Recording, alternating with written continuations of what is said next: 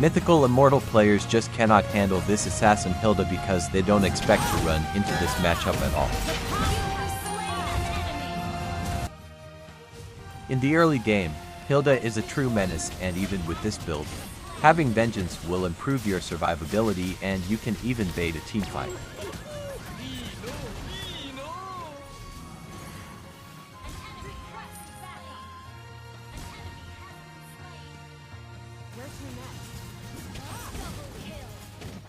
In the final stages of the game, pick your squishy and to shot them, just like that.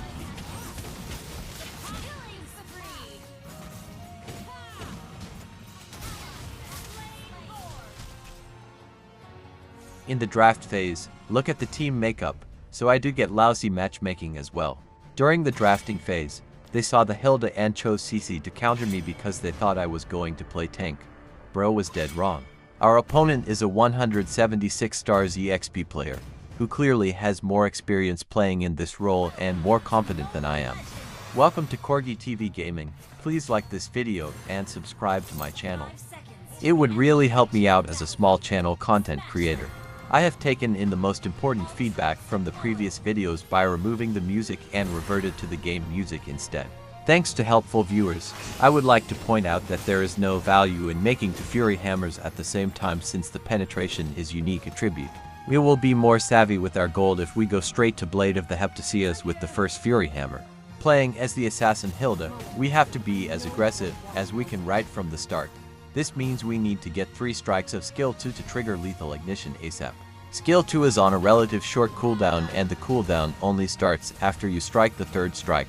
The tactics in lane is to manage your skill cooldown since it is your biggest damage toolkit in the early game.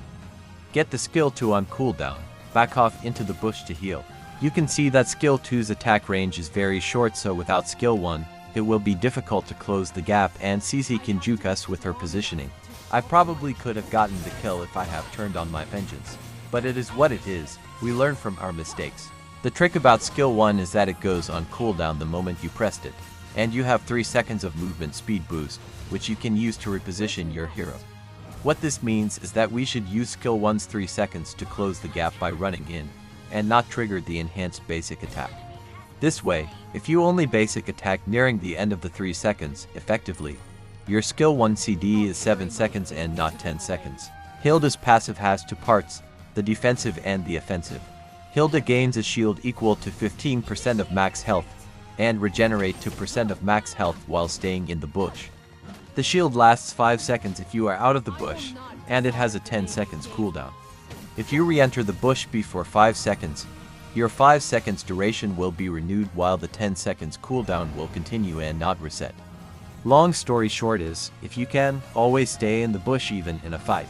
Due to my early aggression, I reached level 4 ahead of CC and can one-shot her with my full combo. If we were playing a tank build, we may not be able to do that. Hilda's skill or basic attacks apply marks on the enemy heroes. It can stack up to 6 stacks, and each stack reduce their hybrid defense by 4% up to a max of 24%. Understanding Hilda's passive is important to executing the maximum damage for Hilda's ultimate. It deals 20% of target max health as extra damage at 6 stacks. So the really important question is, how do we efficiently apply 6 marks on our target in the shortest amount of time? My opinion is, if we can, do it with the element of surprise, especially if someone walks into the bush and you are waiting there. Start with basic attack, skill 2, skill 2, skill 2, basic attack. Use skill 1 in between skill 2 if they flicker or dash away. Close the distance and skill 2. By now you should have 6 marks. My position is already known to CC and she knows that I desperately want to get my skill 2 strikes on her. So I changed my mind and decided to clear the minion wave ASAP. Since I clear the waves faster than CC, I could ditch her in the lane and join the teamfight on the other side of the map and outnumber them. I intentionally make her think that I want to engage her under the tower to bait her ultimate and retreat. I achieved my objective. I start to assess if I can one-shot her with my combos since she is at half health. My concerns would be her skill to dash away and I would be out of range.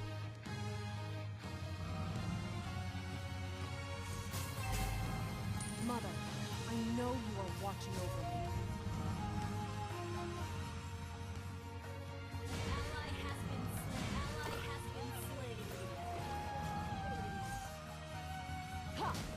forefathers.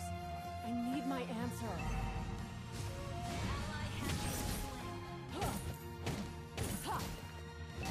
Since CC is playing so defensively, which is a right move against me, I wanted to clear the waves ASAP and ditch her and hunt the other prey in the enemy team. Every other hero in their lineup is a prey to me. I shall aim to isolate them and retreat if I can a kill or two. Cecilian used ultimate to slow me down and I could not get in range with my skill 2, so I used my ultimate to close the gap, thinking that I could finish with skill 2. Even with the assassin build, Hilda with Vengeance is not squishy at all. I even managed to get them to beeline into my team's range through the narrow crevice.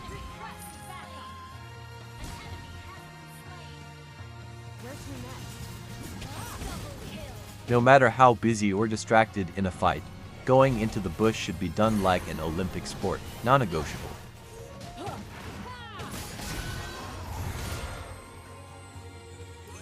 Once I secured that major advantage for the team, I must not forget that I still need to secure my own lane. My build is to stack the physical penetration from Blade of Heptasias, Hunter Strike and Malefic Roar. Look at how satisfying it is to play Hilda in this build. All it took was 2 skills to finish CC off when you catch her off guard.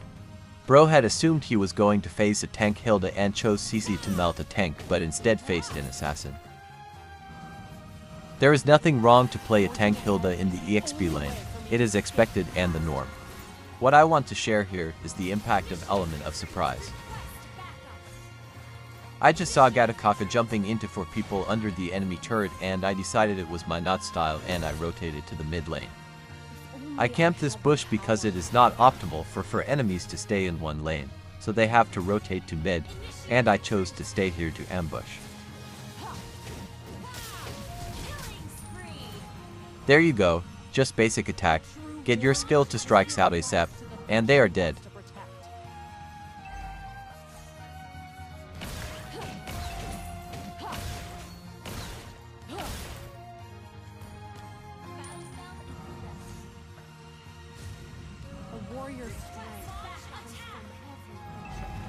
I missed the timing to cut the minion waves and I did not want to miss out on the world war on the other side of the map, so I ditched the wave entirely.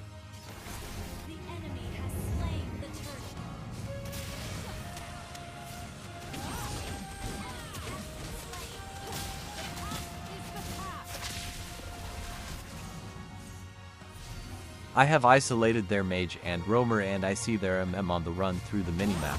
I was sure it was my kill here.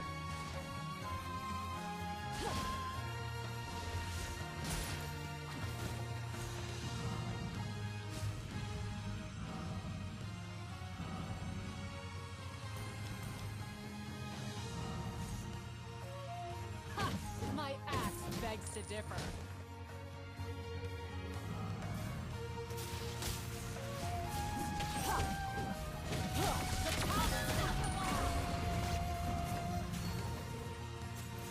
Only I had the power. Look at the sheer damage output. I won't die if I did not get greedy to go under the turret. I only died because I chose to. CC could not do anything against this build.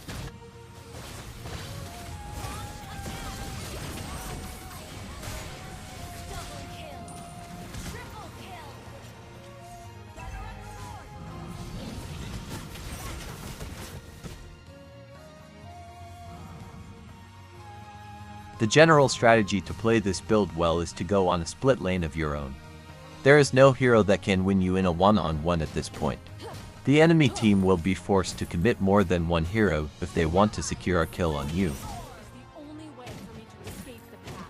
This will then present a numerical advantage for the teamfight on the other end, so focus on pushing the turrets.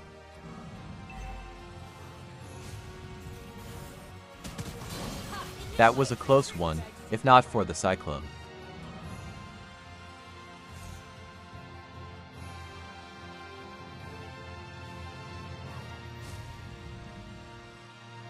Since the team has engaged, I will not be able to join in time.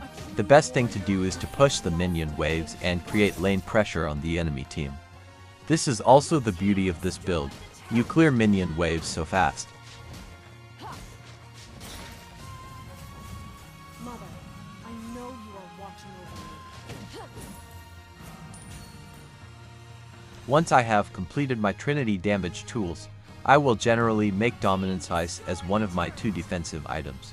CC and Alpha has some good sustainability, so the anti-heal effects will be put to good use in this game.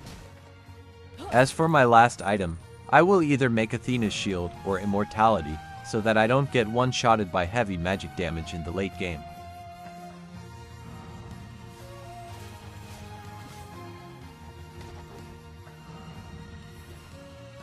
When you have 3 weapons, it is an overkill on the enemy mage or marksman.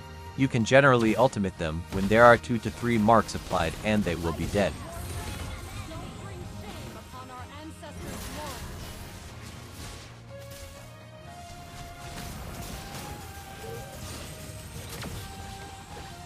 I'll carry my faith to the grave. Our turret has been destroyed.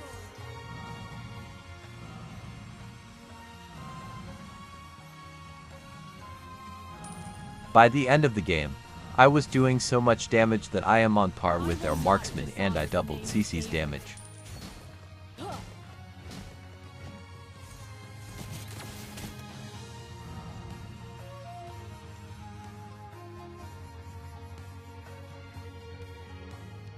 Forefathers, I need my answer.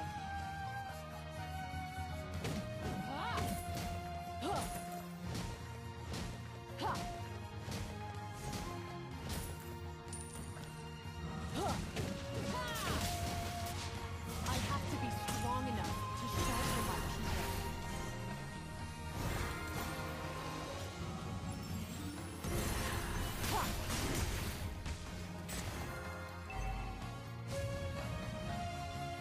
Our turret has been destroyed. Wait for me. Spread out and watch for AoE. Having this split push effect in the late game forces the team to decide how to split their resources to defend. I'll carry my Generally, this is hard to achieve in solo queue games since they don't work well together. Look at the resulting impact. CC has to defend and I am off to look for my praise. The past is the past.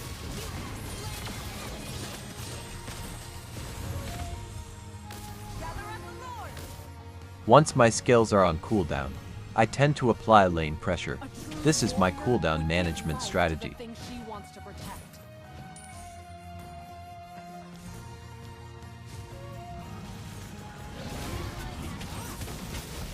Killing spree.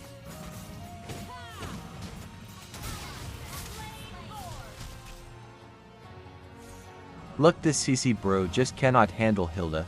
If the Mythical Immortal players cannot handle this, do it in your epic legend, mythic games and have a good game out of it.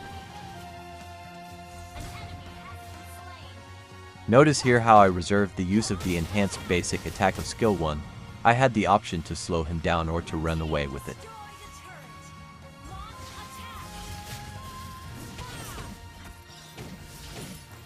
Launch attack. Request backup.